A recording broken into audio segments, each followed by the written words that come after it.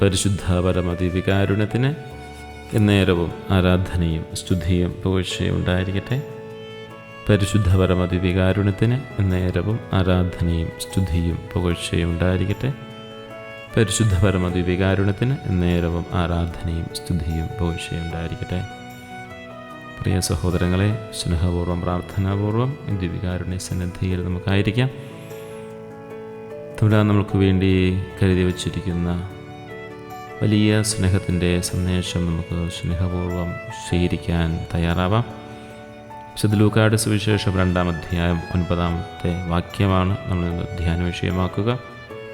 കർത്താവിൻ്റെ ദൂതൻ അവരുടെ അടുത്തെത്തി, കർത്താവിൻ്റെ മഹത്വം അവരുടെ ചുറ്റും പ്രകാശിച്ചു.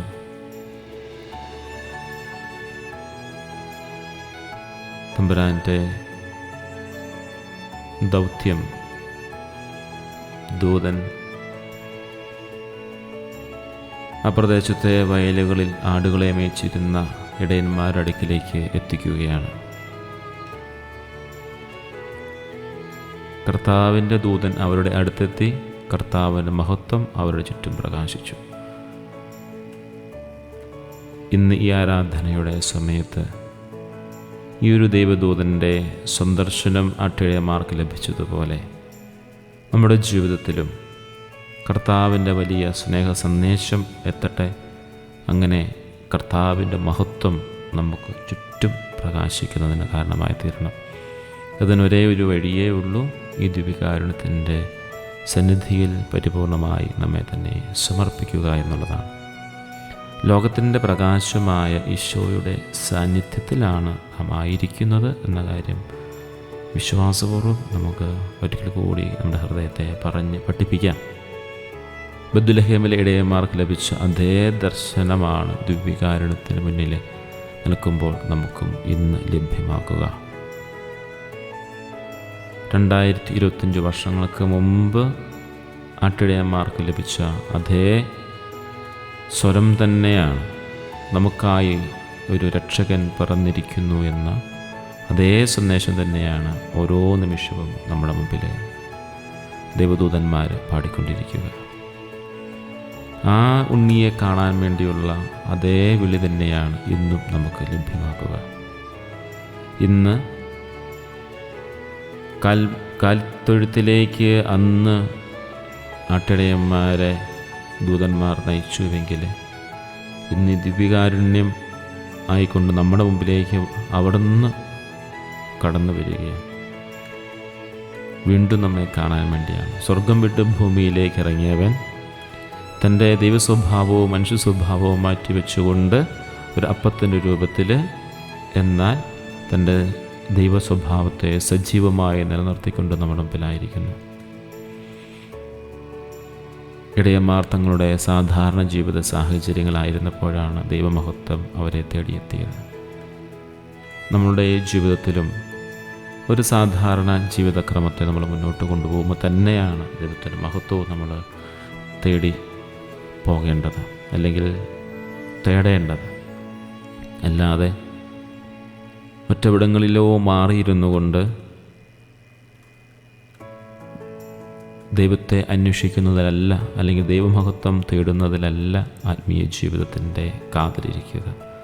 നാം ആയിരിക്കുന്ന സാധാരണ ജീവിത സാഹചര്യങ്ങളിൽ ദൈവമഹത്വം നമ്മെ തേടിയെത്തും.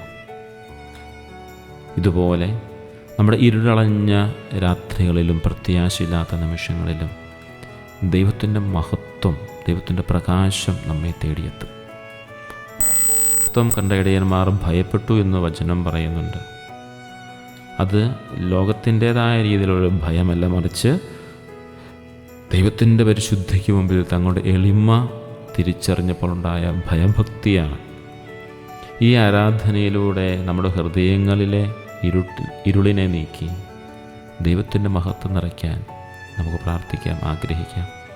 വിശ്വാസപൂർവ്വം നമുക്കത് ഏറ്റുപറയാം. ഈശോയെ, ദിവ്യകാരുണ്യനാഥ, ഞങ്ങളുടെ ഹൃദയങ്ങളിലെ ഇരുളിനെ നീ മാറ്റി ഇതിന് മഹത്വം കൊണ്ട് നിറയ്ക്കണമേ എന്ന്.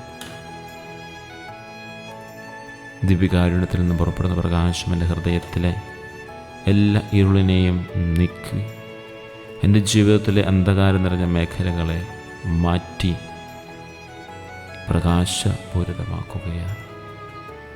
കർത്താവേ, അങ്ങയുടെ പ്രകാശത്താൽ ഞങ്ങളെ നിറയ്ക്കണമേ. അവിശ്വാസത്തിൻ്റെയും സംശയത്തിൻ്റെയും ഇരുളിൽ കഴിയുന്നവർക്ക് വിശ്വാസത്തിൻ്റെ പ്രകാശം നൽകണമേ എന്ന് ഞങ്ങൾ പ്രാർത്ഥിക്കുകയാണ്. കർത്താവേ, നിൻ്റെ മഹത്വത്തിൻ കണ്ട് നിൻ്റെ സ്നേഹവലയത്തിൽ ആയിരിക്കുവാനുള്ള കൃപ ഞങ്ങൾക്ക് നൽകണമേ ഞങ്ങൾ പ്രാർത്ഥിക്കുകയാണ്. ഈ ലോകത്തിലെ കഷ്ടപ്പാടുകളാകുന്ന രാത്രികളിൽ കഴിയുന്നവർക്ക് അങ്ങയുടെ സാന്നിധ്യവും ആശ്വാസവും പ്രകാശവും നൽകുന്നതിന് വേണ്ടി ഞങ്ങൾ പ്രാർത്ഥിക്കുകയാണ്. ഈശോയെ, ഇടയന്മാരെ പോലെ ലളിതമായ ഹൃദയത്തോടെ അങ്ങയെ ആരാധിക്കാൻ ഞങ്ങളെ സഹായിക്കണമേ എന്ന് ഞങ്ങൾ പ്രാർത്ഥിക്കുകയാണ്. ഔദ്യോഗികാരുണ്യനാഥ, അങ്ങയുടെ പ്രകാശം ഞങ്ങൾക്ക് ചുറ്റും പ്രകാശിക്കട്ടെ.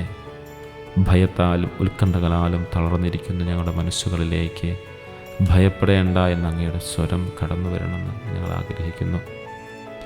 അങ്ങയുടെ മഹത്വം ദർശിച്ച ഇടയന്മാർ സന്തോഷത്തോടെ മടങ്ങിപ്പോയതുപോലെ ഈ ആരാധന കഴിഞ്ഞ് ഞങ്ങളുടെ ജീവിതത്തിലേക്ക്, ഞങ്ങളുടെ സാധാരണ ജീവിതക്രമങ്ങളിലേക്ക് ഞങ്ങൾ ഇറങ്ങുമ്പോൾ അങ്ങയുടെ പ്രകാശം വഹിക്കുന്നവരായി ഞങ്ങളെ മാറ്റണമേ. ഞങ്ങളുടെ ചിന്തകളും വാക്കുകളും പ്രവൃത്തികളും എപ്പോഴും അങ്ങയുടെ മഹത്വത്തിന് സാക്ഷ്യം നൽകുന്നതായി തീരട്ടെ. ദിവ്യകാരുണ്യനാഥ, നിൻ്റെ പ്രകാശം, നിൻ്റെ മഹത്വം ഞങ്ങളിൽ ഈ ദിവസം മുഴുവനും നിലനിൽക്കുന്നതിന് വേണ്ടി ഞങ്ങൾ പ്രാർത്ഥിക്കുകയും അപേക്ഷിക്കുകയും യാചിക്കുകയും ചെയ്യുന്നു. പ്രിയ സഹോദരങ്ങളെ, എൻ്റെ വ്യക്തിപരമായ നിയോഗങ്ങൾ ഈശോയ്ക്ക് സമർപ്പിക്കുമ്പോൾ ഈശോയുടെ ഈ മഹത്വം നമ്മൾ സമർപ്പിക്കുന്ന നിയോഗങ്ങൾമേൽ പ്രകാശിക്കുന്നതിന് വേണ്ടി നമുക്ക് പ്രത്യേകമായി പ്രാർത്ഥിക്കാം. ഞങ്ങളുടെ എല്ലാ നിയോഗങ്ങളെയും ഈശോയുടെ ഈ ദിവ്യപ്രകാശത്തിലേക്ക് പരിപൂർണമായി സമർപ്പിക്കുന്നു. മിശിഹായുടെ സ്നേഹവും പ്രകാശവും നമ്മെ, ദൈവത്തിൻ്റെ മഹത്വവും നമ്മിൽ ചുറ്റും പരക്കുന്നതിന് കാരണമായി തീരട്ടെ. വലിയൊരു സംരക്ഷണ വലയമായി നൽകട്ടെ. പരിശുദ്ധ പരമദിവ്യകാരുണ്യത്തിന് എന്നേരവും ആരാധനയും സ്തുതിയും പോഴ്ചയുണ്ടായിരിക്കട്ടെ. പരിശുദ്ധ പരമദിവ്യകാരുണ്യത്തിന് എന്നേരവും ആരാധനയും സ്തുതിയും പോഴ്ചയുണ്ടായിരിക്കട്ടെ. പരിശുദ്ധ പരമദിവ്യകാരുണ്യത്തിന് എന്നേരവും ആരാധനയും സ്തുതിയും പോഴ്ചയുണ്ടായിരിക്കട്ടെ. നമ്മുടെ കർത്താവ് ഈശോ മിശിഹായുടെ കൃപയും പിതാവായ ദൈവത്തിൻ്റെ സ്നേഹവും പരിശുദ്ധാത്മാവിൻ്റെ സഹവാസവും നമ്മെല്ലാവരോടും കൂടി ഉണ്ടായിരിക്കട്ടെ, ഇപ്പോഴും എപ്പോഴും എന്നേക്കും. ആമേൻ.